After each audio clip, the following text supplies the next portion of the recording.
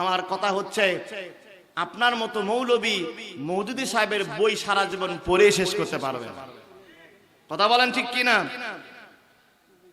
আজকের এই কোরআনুল কারীম যদি নামাজের কিতাব হতো 10টা সূরা আনাফ ছিল, কবরের কিতাব হলে সূরা মুলকই যথেষ্ট ছিল, মৃত্যুর কিতাব হলে সূরা ইয়াসিনই যথেষ্ট ছিল।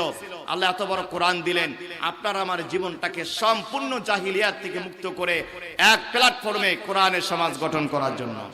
কথা বলেন ঠিক কিনা?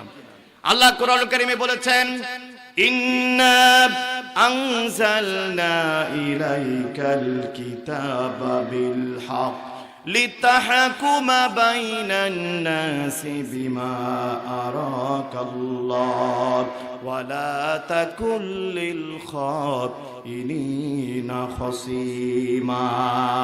আল্লাহ পাক বলছেন, ইন্না আনজালনা ইলাইকাল কিতাব, নিশ্চয় হে নবী আপনার উপর কিতাব নাজিল করা হয়েছে জাতীয় সংবিধান হিসাবে। বলুন তো মুসলমানদের জাতীয় সংবিধানের নাম কি? জোরে বলেন, মুসলমানদের জাতীয় সংবিধানের নাম কি?